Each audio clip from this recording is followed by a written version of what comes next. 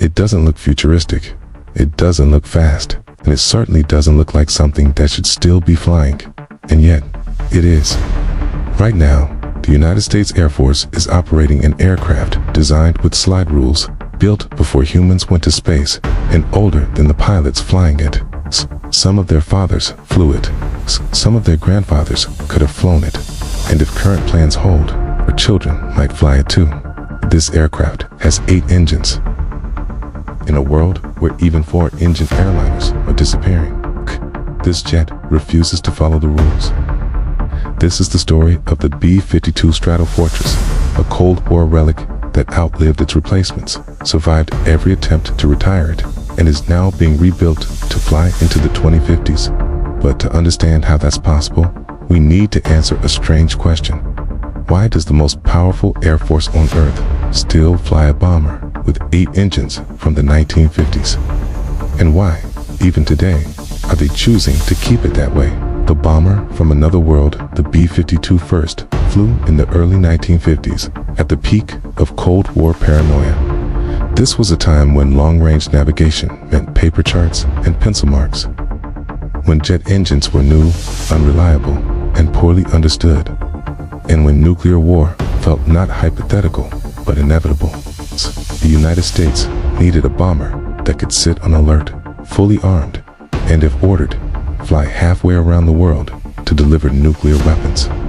That bomber became the B-52. Its design was radical for its time. Swept wings, jet propulsion, unprecedented range. And yet, despite its age, the B-52 would go on to fly in nearly every major U.S. conflict for over 70 years, from Southeast Asia to the Middle East, dropping everything from unguided bombs to modern precision weapons launched from hundreds of miles away. It adapted again and again. Why the B-52 never left? Over the decades, many aircraft were supposed to replace it. The supersonic B-58, the futuristic XB-70, later, the stealthy B-1 and B-2. And yet, somehow, the B-52 survived them all. Not because it was the most advanced, but because it was flexible. It could carry almost anything, fly extremely far, and be upgraded again and again. And as global tensions quietly began to rise once more, the U.S. Air Force made a decision. The B-52 was staying.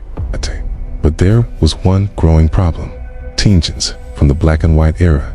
Every active B-52 today flies with 8 Pratt & Whitney TF-33 engines whose design dates back to 1958. They were created when televisions were still black and white, when commercial jets like the Boeing 77 ruled the skies. For decades, this wasn't an issue. These engines were common. Spare parts were everywhere. Maintenance crews knew them inside out. But that world disappeared. The airliners were scrapped. Factories closed. Suppliers vanished. To keep the B-52 flying, the Air Force began cannibalizing old engines, refurbishing worn-out parts, and stretching an aging supply chain to its absolute limit. By their own estimates, the TF-33 will become unsustainable by around 2030. Not inefficient, not expensive, simply impossible to keep safe. Why engine efficiency matters even for bombers. Military aircraft don't care about fuel prices, but they do care about range. Every long-range mission must assume something could go wrong. A missed refueling, bad weather, an emergency diversion. Modern engines burn less fuel, require less maintenance, and generate far more electrical power. And the B-52 was about to need all of that, so the engines had to go. But what came next surprised almost everyone. Why not for engines? At first glance, the solution seems obvious. Replace 8 small engines with 4 modern high-bypass turbofans. Less complexity, less maintenance, more efficiency. On the B-52, nothing is that simple. The aircraft's wing was designed around 8 engines. Their weight, their thrust, their vibrations. Each engine pod acts like an aerodynamic control surface, shaping airflow across the wing. Remove half of them, and suddenly, wing bending loads change flutter behavior shifts, stability margins shrink. Lose one engine out of 4 instead of 1 out of 8. An asymmetric thrust becomes a serious problem, requiring a larger tail, redesign control surfaces, and structural changes throughout the airframe. Then, there's ground clearance. The B-52's wings angle downward. Its outer engines already sit low.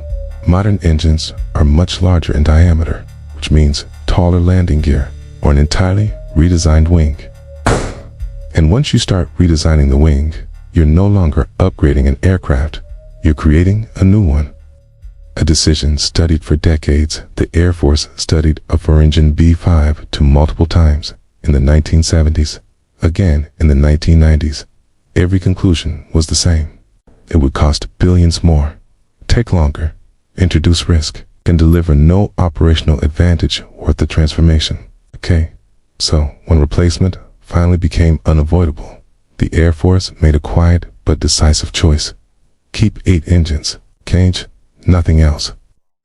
The engine that won in 2021, the Air Force selected the Rolls-Royce F130, derived from the BR700 business jet engine. It's not flashy, it's not experimental, but reliable, efficient, and, most importantly, close enough in size and thrust to fit the B-52 without redesigning the airframe.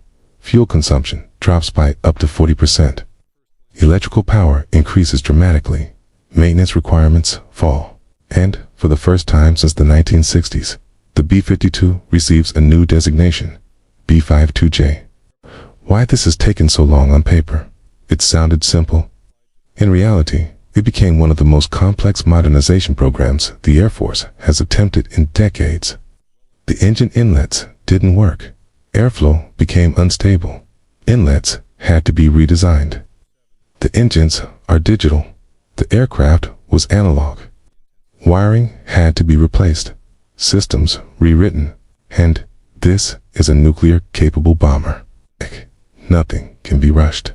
Only a few aircraft can be upgraded at a time. Testing overlaps with radar upgrades. Every change affects something else. The first operational B-52J won't fly until around 2033, a bomber for the 2050s. When the transformation is complete, some B-52s may fly for over 100 years. Pew in 1962, still operational in the 2050s. That's not just longevity.